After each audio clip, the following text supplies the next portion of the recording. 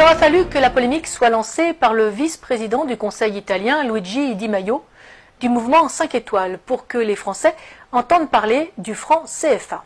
L'affaire est née le 20 janvier, quand Luigi Di Maio a déclaré à propos des migrants, je cite, « À partir d'aujourd'hui, ceux qui veulent débarquer en Italie, on va les emmener à Marseille. Je vais demander des sanctions contre les pays qui colonisent l'Afrique. La France imprime le franc dans les colonies pour financer une partie de sa dette. Pour laisser les Africains en Afrique, il suffirait que les Français restent chez eux. » Fin de citation. Le franc CFA, c'est le franc de la communauté financière africaine qui est le nom de deux monnaies communes héritées de la décolonisation. Le franc de la communauté financière en Afrique pour le Bénin, le Burkina Faso, la Côte d'Ivoire, la Guinée-Bissau, le Mali, le Niger, le Sénégal et le Togo. Et le franc de la coopération financière en Afrique centrale pour le Cameroun, le Congo, le Gabon, la Guinée équatoriale, la République centrafricaine et le Tchad. 14 pays en tout, pas tous francophones et ni anciennes colonies françaises, parfois protectorats allemands, espagnols ou portugais.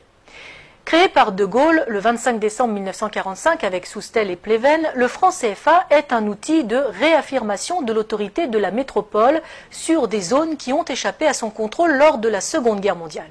Ce qui pouvait se comprendre au lendemain de la guerre prend une autre tournure au moment de la décolonisation. Ce franc CFA, imprimé à Chamalières dans le Puy-de-Dôme, dans le fief de Giscard d'Estaing, ampute les pays qui l'utilisent de la marque de leur souveraineté. On gardera à l'esprit le parallèle avec l'euro.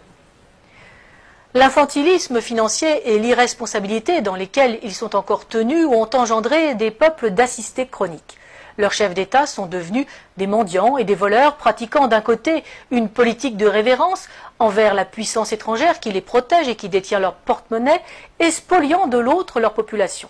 Sans entrer dans les détails techniques d'un système complexe, il faut savoir que la quantité de monnaie délivrée à chacun des pays africains de la zone franc est contingentée et, dans l'absolu, la France peut à tout moment diminuer ou arrêter sa livraison de billets, comme elle peut prendre la décision de dévaluer cette monnaie. Ce qu'elle fit en 1994 avec le FMI et les États-Unis, générant des conséquences très dures pour les États et les populations d'Afrique. Par ailleurs, pour se garantir, la France est habilitée à stocker et à gérer à Paris, pour les pays de la zone franc, 50% des devises provenant de leurs exportations sur des comptes d'opération. Elle en ponctionnait la totalité jusqu'en 1973 et l'équivalent de 65% jusqu'en 2005.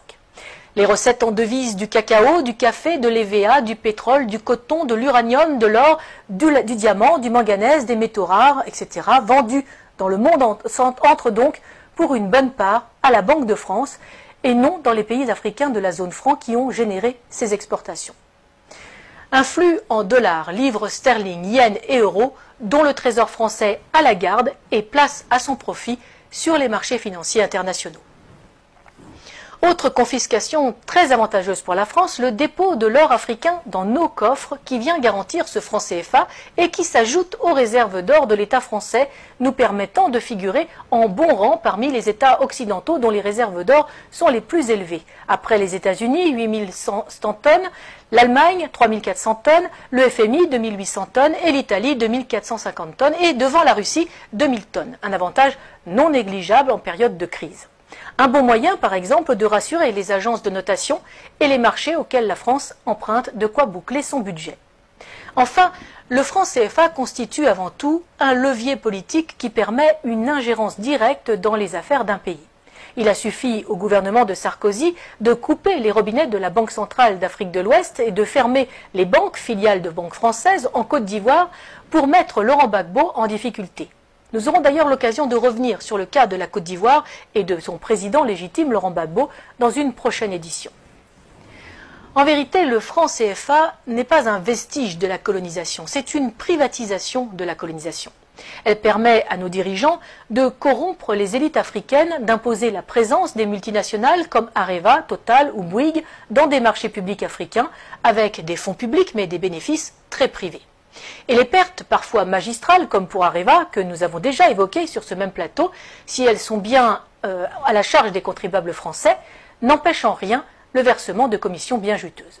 Ce sont les mêmes multinationales qui font venir la main-d'œuvre africaine en Europe, un sous-prolétariat déraciné de pays corrompus et ruinés, une masse d'esclaves qui a l'énorme avantage de faire baisser les salaires des Européens et de mettre à mal tous les systèmes sociaux de protection, maladie, retraite, famille et les services publics. En multipliant les bénéficiaires sans apporter de nouveaux contributeurs, l'équilibre est rompu, les systèmes de protection et les services publics ne fonctionnent plus. Du coup, les bénéficiaires légitimes, les seuls contributeurs, les deux souches, n'en veulent plus et le privé peut prendre la relève et empocher de juteux bénéfices. Les délires complotistes, Charlie Hebdo, dans son édition du 27 octobre 2004, citait des propos tenus par Renaud Dutreil, alors ministre de la fonction publique, le 20 octobre à Paris, lors d'un déjeuner-débat de la Fondation Concorde. Je cite: « Le problème que nous avons en France, c'est que les gens sont contents des services publics. L'hôpital fonctionne bien, l'école fonctionne bien, la police fonctionne bien. Alors, il faut tenir un discours, expliquer que nous sommes à deux doigts d'une crise majeure, mais sans paniquer les gens, car à ce moment-là, ils se recroquevillent comme des tortues. » C'était en 2004, on mesure le chemin parcouru en 14 ans. Pour que l'Europe demeure aux Européens, il faut rendre l'Afrique aux Africains, ce qui permettra de rendre les Africains à l'Afrique. Le patriotisme social et économique que le Parti de la France veut installer dans notre pays est aussi la solution pour un développement indépendant des pays africains. Nos relations avec nos anciennes colonies est certes nécessaire pour des raisons géopolitiques et géostratégiques, mais elles doivent se faire dans l'intérêt des peuples souverains sur chacun des deux continents et non pour les bénéfices de leur caste dirigeante, qu'elle soit politique ou économique.